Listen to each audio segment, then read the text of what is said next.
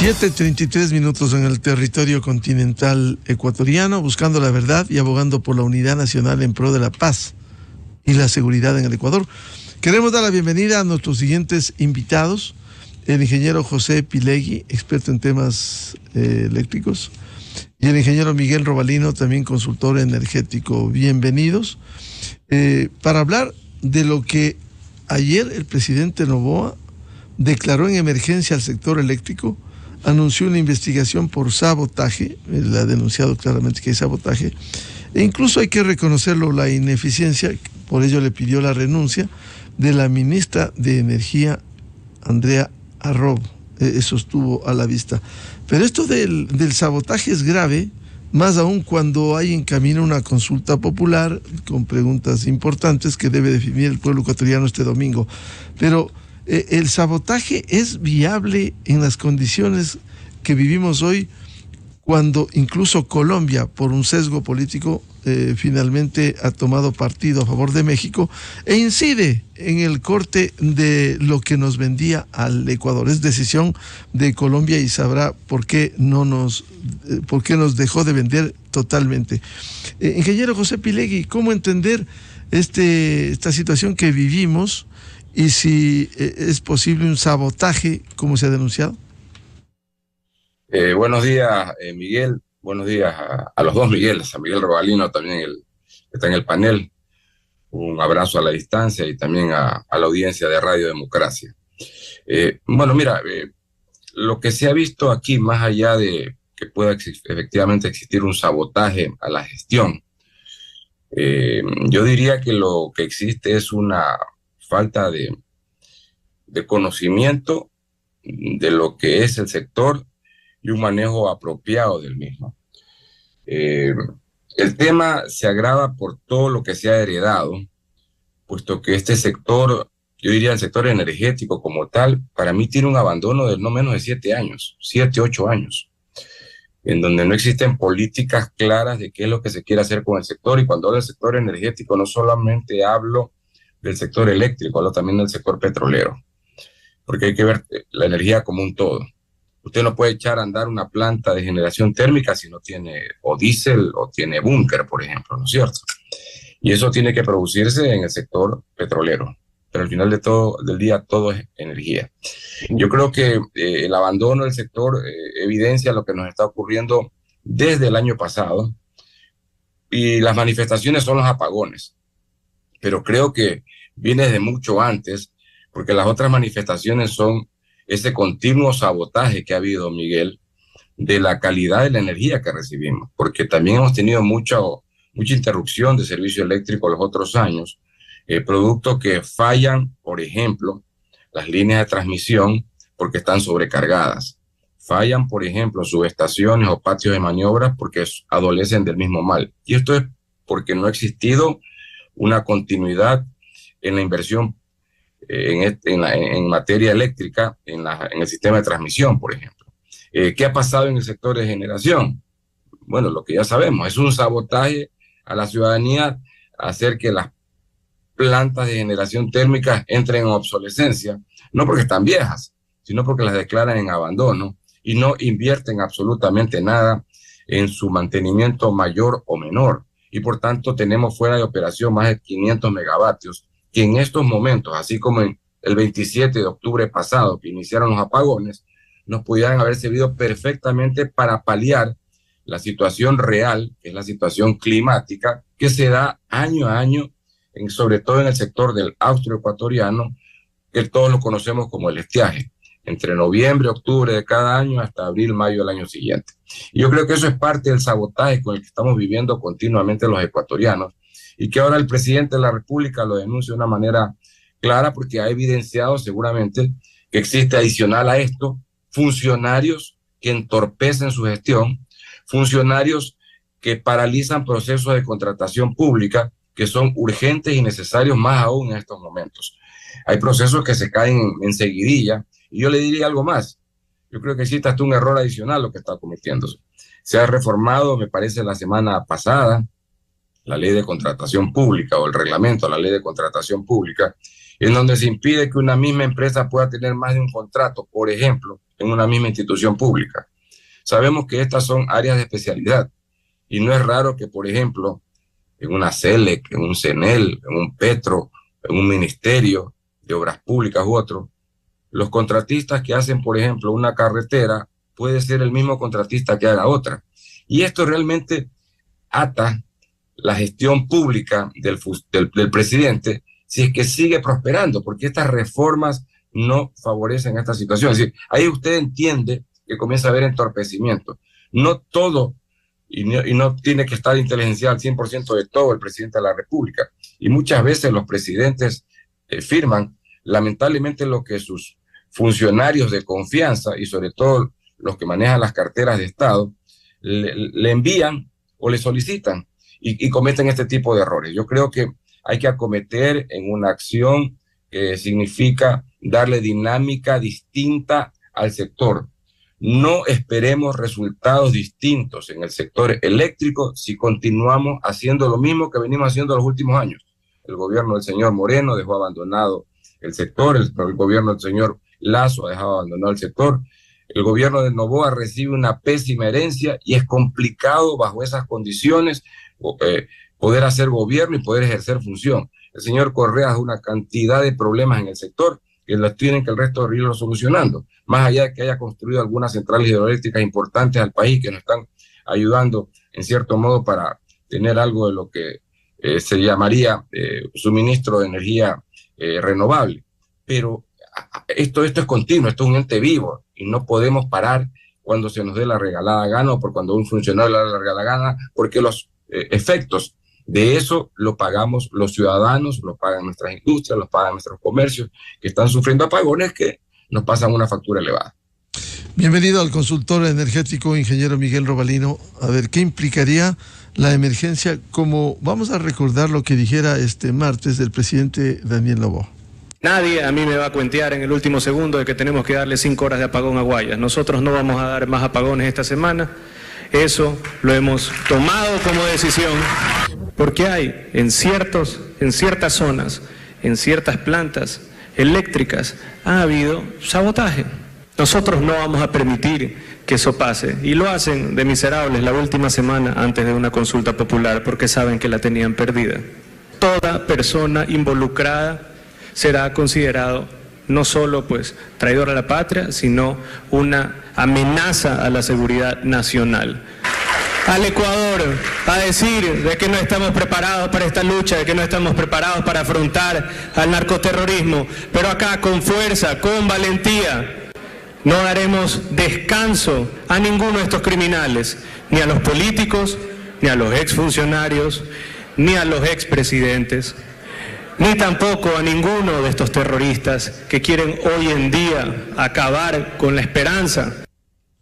Eso dijo el presidente Daniel Noboa. ¿Qué implica, ingeniero Robalino, una emergencia? Y si usted cree en el sabotaje que en sectores, especialmente en mandos medios, se ha hecho en el sector eléctrico.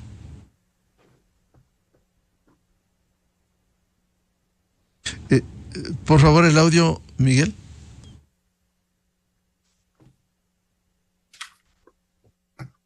Adelante.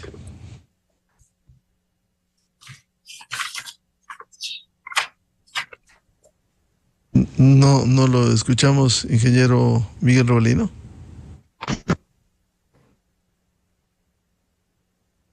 Ahí, tal vez sí, por favor, está al aire. Adelante, ingeniero Robalino. Miguel, buenos días, un saludo cordial a usted, a José, a la distancia, a su distinguida radioaudiencia, siempre complacido de estar en este prestigioso medio. Mire, Miguel, yo pienso que ya lo detalló, tal vez de una manera, digamos, en línea de tiempo, José, cómo se han manejado estos sectores estratégicos y los gabinetes energéticos. Puntualmente, lo que sucede o lo que pasa es que uno de los principales errores que no solo este gobierno, sino varios gobiernos vienen cometiendo es poner a la cabeza de estas carteras realmente a quienes no están con las credenciales suficientes para poder manejar tan difíciles y complejos sectores. Ese es el primer problema.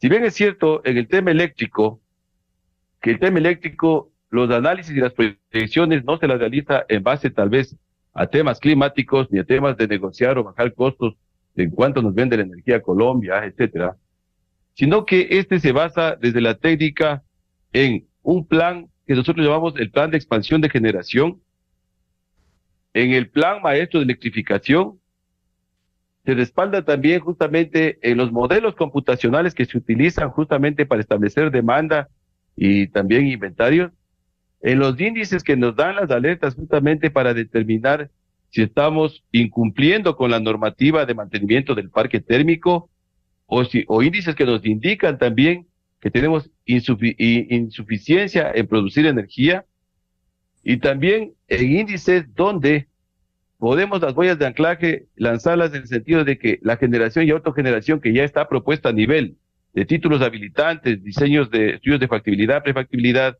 que en el Ecuador más o menos son de 8.000 a 9.000 gigavatios hora, ¿sí? Es decir, si usted no hace los análisis desde la cartera de energía, justamente en base a esos índices, es muy difícil primero que haga un diagnóstico. Porque esos diagnósticos son los que realmente no le van a tener en los apuros que está actualmente el país que estamos y el gobierno. Y lógicamente en el tema de que sea un sabotaje, no sea un sabotaje, más allá de eso, lo que debemos estar claro es que estamos haciendo malas cosas, Miguel. Entonces, desde esa perspectiva, es muy sencillo porque mire, el año 2023, de acuerdo a la data del Atlas Eléctrico que expuso el Ministerio de Energía, la producción, el Ecuador tuvimos una producción de más o menos 9.000 megavatios hora, de lo cual el 61% viene a través justamente de la energía renovable, como es la hidráulica, eólica, fotovoltaica, etcétera, y el más o menos el 38% viene de la energía, digamos, no renovable, como es el caso de los motores de combustión e inyección, los generadores de turbogás y los generadores justamente también que van a través de turbodiesel. Entonces, si ya sabemos que de ese 61% que nos genera energía, que es energía renovable, y las energías renovables hay que estar claros, la energía renovable tiene sus defectos, y uno de esos defectos en el caso de la hidráulica es que cuando entramos a épocas de estiaje, baja lógicamente la generación. Y en el Ecuador, históricamente, los estiajes están dados, y históricamente ya sabemos que el 95% de esa generación es hidráulica, y que tenemos que en el estiaje baja casi un 40% y tiene que ser reemplazada por térmica. Así de sencillo, Miguel. O sea, si este análisis básico que hemos hecho en este momento, un ministro de Energía no conoce o no lo tiene claro, no nos puede llevar a ningún lado. Entonces, ya conociendo la problemática básica que existe justamente en generar energía, y si a eso usted le va sumando problemas a nivel de generación, transmisión, distribución, y en la parte de distribución hay un problema complejo que se llaman pérdidas. Estas pérdidas que son de carácter técnico y no técnico son el 15%. Entonces, si usted sigue transformando esto justamente a datos como megavatios que necesitamos, están ahí los problemas. Entonces, los problemas prácticamente están dados internamente, en cierta forma, de la mano de muchas cosas que ya detalló José, es decir, el que no necesita una planificación de mantenimiento, especialmente de todo el parque térmico por un lado, y por otro lado, también, lógicamente, se vaya desarrollando de la mano cosas, digamos, la generación distribuida que nosotros llamamos, es decir, verdad que eso aporta, es decir, producir a través de fotovoltaica, a través de eólica, geotérmica, eso aporta definitivamente, es parte de, inclusive la matriz energética.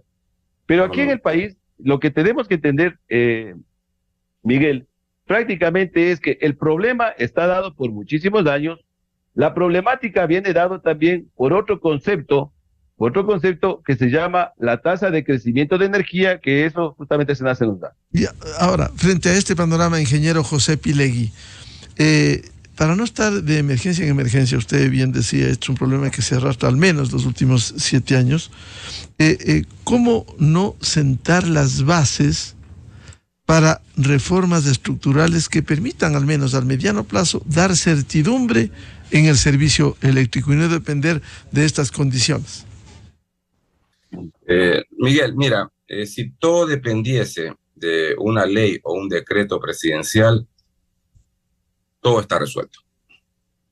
Yo creo que aquí una de las cosas que más nos está pasando factura es la improvisación. Y esta improvisación viene siendo continua. Yo le pregunto a los dos, ¿se recuerdan cuáles son los nombres por lo menos los últimos 4 o 5 ministros de energía y los funcionarios de electricidad de alto nivel que han pasado entre el Ministerio de Energía, CELEC y otros los últimos 8 años? Ninguno nos acordamos. ¿Por qué? Porque han sido tantos y muchos de ellos grandes desconocidos que han venido a manejar el sector y que lamentablemente no han venido a aportar con soluciones. Yo creo que en este punto cuenta el país con personal adecuado y apropiado, formado para poder no solamente manejar la parte técnica, que es importantísima en esto, sino que adicionalmente esto combinarlo con la parte de la gestión, tanto pública y en muchos casos también privado, porque también hay actores privados en el sector eléctrico. Y creo que en este punto es donde tenemos la mayor falencia. Y al no existir una política de continuidad a tantos o X años, los resultados no los puedes ver de un día a otro. Creo que el ingeniero Luque tiene frente a sí un gran desafío, porque tiene que manejar ahorita la cartera del Ministerio de Obras Públicas, que es un área que realmente él conoce, porque él es ingeniero civil, ha trabajado en el campo, y le toca enfrentar ahora un área como la energética, que más allá de la expertise que pueda tener, le va a tocar un tiempo poder entenderla. Y eso realmente afecta de manera general a todos, porque esto es cuestión de conocer y saber con ese conocimiento tomar las decisiones. Así que creo que el reto está por ahí, por un lado, Miguel. Creo que no es solamente un tema de leyes o un tema de decretos, es un tema de decisión política. Ahí sí viene la decisión política, decir, mira, vamos a hacer como estrategia del Estado que los mejores talentos manejen el sector. Y para que los mejores talentos los manejen el sector, ¿no es cierto? Eso va a ser parte de nuestra decisión estratégica como Estado, encargar esa forma de hacer las cosas. Mire, con todos los problemas que pudo haber tenido en el pasado el famoso INESEL, que nació en la década de los 70, 60, 70, 80, tenía una directriz clara dentro de una visión que el Estado estratégicamente y monopólicamente manejaba todo. Había una visión, se formó gente en esa línea, y esos son los últimos mohicanos que han quedado y que han salvado relativamente los muebles, como se dice en el sector eléctrico. Pero ellos ya se fueron, ya se jubilaron, muchos de ellos han muerto, ¿ya? Y teníamos que pasar a otro modelo, que era un modelo abierto, en donde atraíamos la inversión, y teníamos que estar a tono con eso.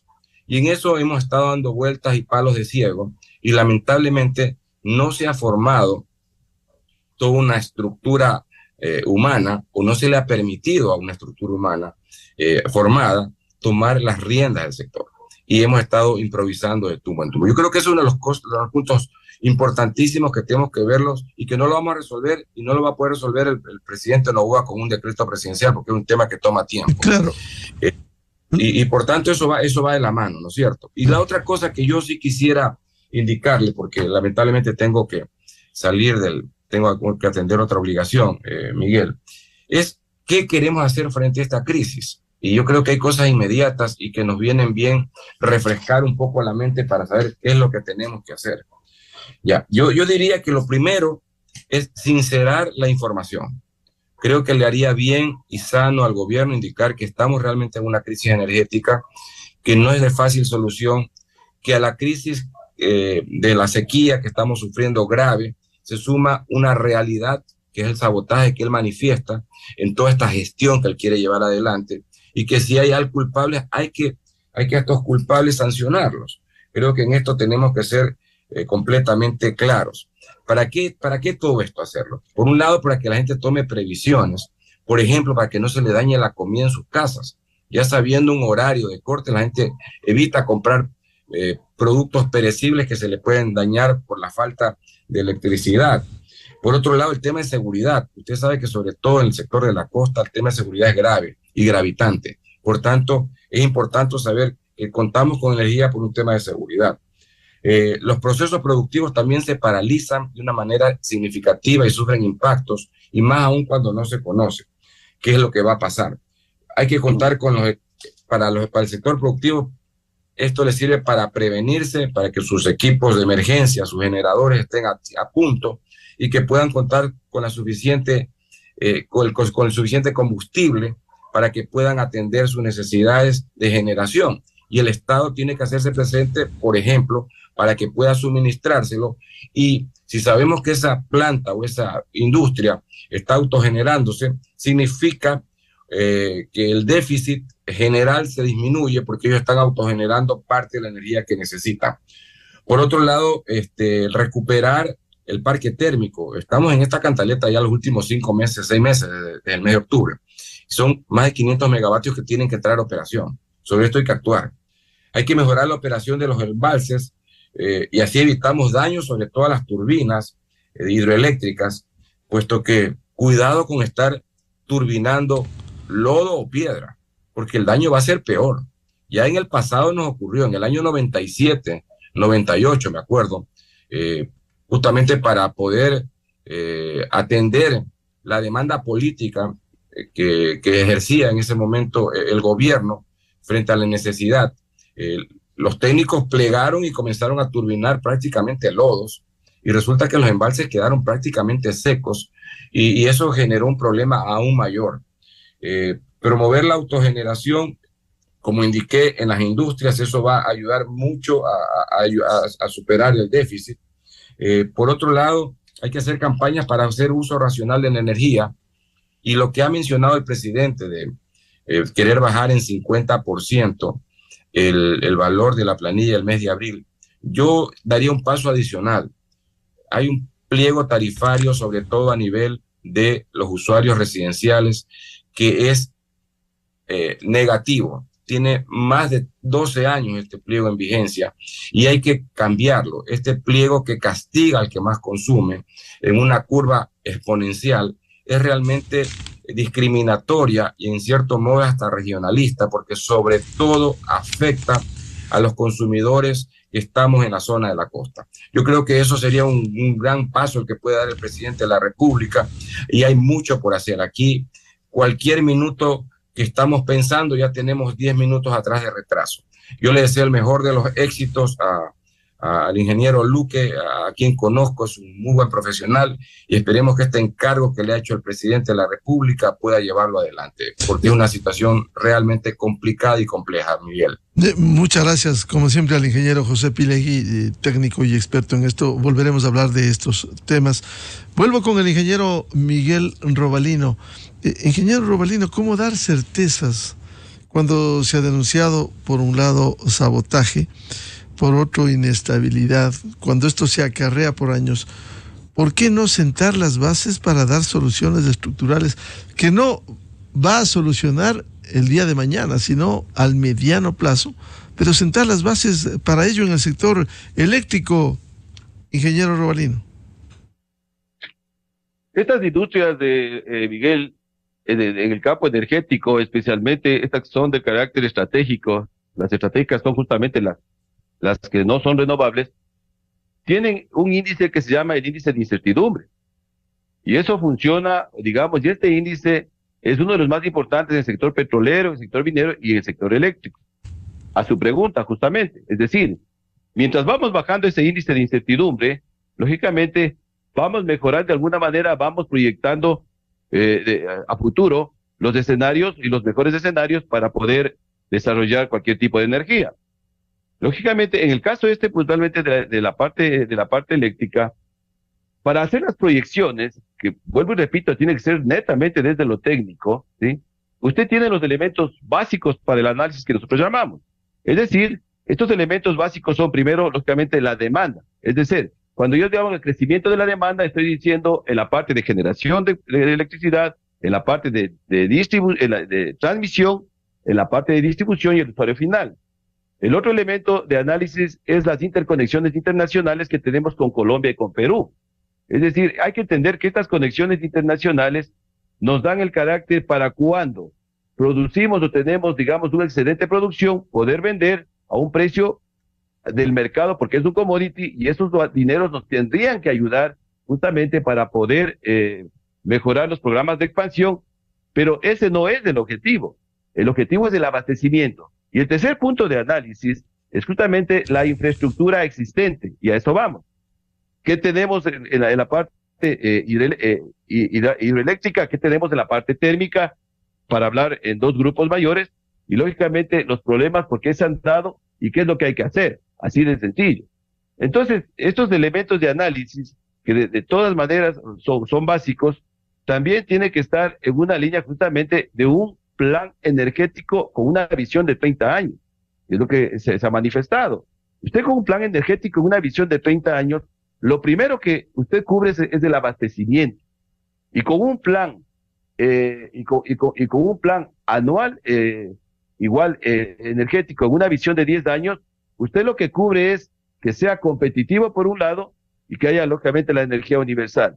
Y además crear los escenarios de la seguridad energética para que las inversiones puedan venir justamente en el caso puntual del sector eléctrico. Sobre todo, que venga a invertirse, Miguel, y esto es importante, en producir energía no renovable. Porque el problema está allí no solo para Ecuador, sino está para Colombia y para todas partes del mundo. Mire que hay países, especialmente en la zona de Europa, donde definitivamente el caso de Alemania, casi todo ese país está abastecido solo con sistemas prácticamente sistemas termoeléctricos, ¿sí? Entonces, ese es un tema que también hay que tenerlo claro. Pero esto usted lo hace a través de una política energética. Sabemos el problema que hay y aquí tenemos claro que donde tenemos que desarrollar un potencial es justamente en las energías no renovables para poder cubrir esa insuficiencia que generan los desviados. En todo caso, para no estar de emergencia en emergencia, si esto va a tomar su tiempo, al menos hay que tomar los correctivos y momentáneamente, con todas estas medidas, poner con el sector privado a funcionar el parque térmico, etcétera. ¿Cómo lograr se habló ayer de comité de crisis, pero en el que debiera incluirse al sector privado, ingeniero Robalino? Mire, este es un desafío complejo el que tiene el gobierno. Primero, la crisis energética viene dada, yo diría, también unos 5 años de atrás. La crisis eléctrica es parte de esta crisis energética. También tenemos una crisis petrolera, hay caídas de producción, tenemos una crisis en el sector de gas porque no hemos hecho nada por incrementar la producción de gas, tenemos una crisis minera porque lógicamente nos está ganando la minería ilegal sobre lo que podría ser la minería, la minería, digamos, industrial, que es la que primero paga impuestos, deja regalías y lógicamente puede haber control, sobre todo en la parte ambiental. Entonces, aquí lo que se tiene que formar es un equipo con expertos en el campo energético, hablando puntualmente del tema eléctrico. Ingenieros eléctricos que sean también parte de este equipo y lógicamente los funcionarios gubernamentales. Ese es el equipo que debería, desde mi punto de vista, conformar este momento el gobierno para poder buscar y comenzar a dar los resultados que no van a ser de corto plazo. Y comparto lógicamente lo que dijo el ingeniero Pilegui, que primero hay que sincerar las cifras. Bueno, el día de hoy ya salió un nuevo anuncio donde prácticamente se plantea que los apagones siguen, de lo que dicen los medios. Entonces, bueno, sinceremos los anuncios, porque también siempre tras de esto hay que analizar cuáles son las consecuencias de estas crisis eléctricas. Y ya algunas ya se detalló, entre esas, por ejemplo, la afectación que tiene la industria, la afectación que tiene el campo de la salud, la seguridad, e inclusive, bueno, si vamos al tema climático se complica más porque la autogeneración individual va a generar más consumo de combustible y por otro lado más contaminación. Y claro, y los efectos, mientras más dure la crisis eléctrica, lógicamente los efectos van a ser más devastadores. Entonces, ante esta situación, ¿qué medidas son las que se tienen que tomar? Esa es la parte que el gobierno debería plantear, como es el análisis de la red eléctrica, es decir, comenzar a analizar realmente lo que está pasando y por otro lado, planes de contingencia que se han establecido, es decir, si es que se va a trabajar con el tema de barcazas, se va a trabajar con temas de generación en tierra, o sea, hay varias opciones, pero el tema es que se tiene que clarificar y tienen que darnos un norte. Mire, yo pienso, Miguel, que el país, el Ecuador, que hemos sufrido muchísimo en este tema, sobre todo la parte eléctrica, porque el sufrir esto trae un daño colateral que es de economía.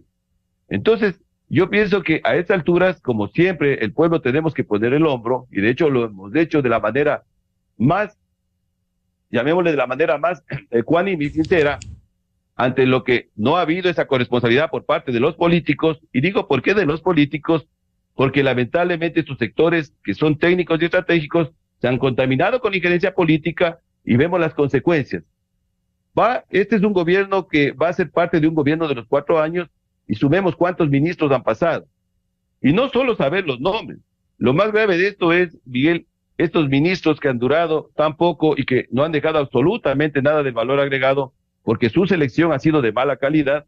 Lógicamente, las facturas vamos a seguirle pagando nosotros, paralelamente a la pelea entre los políticos, y es el momento en que también ya tenemos que, como ecuatorianos, también darles un pare a los políticos y exigirles, porque estos sectores, que son de los 18 millones de ecuatorianos, esa responsabilidad vaya sobre los hombres de personas que realmente vayan a cuidar y vayan a darnos el valor agregado para que la economía del país inclusive mejore, Miguel.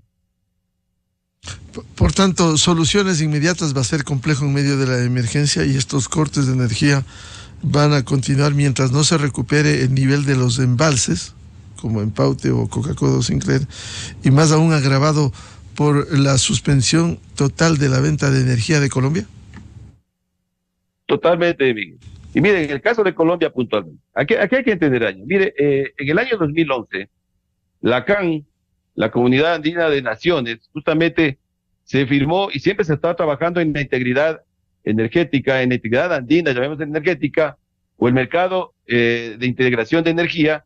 Ese es un tema que también hay que revisarlo, porque de determinarse que suspendernos la venta de electricidad de Ecuador por parte de Colombia es un tema netamente de una absurda ideología, sería también grave. Por ahí también mi sugerencia al gobierno, que sí se hagan las averiguaciones, porque si bien es cierto, la soberanía energética es de cada país, y decidir a quién vendo y a quién no vendo, me sobre o no me sobre, bueno, tiene su potestad, pero también hay acuerdos que se han firmado.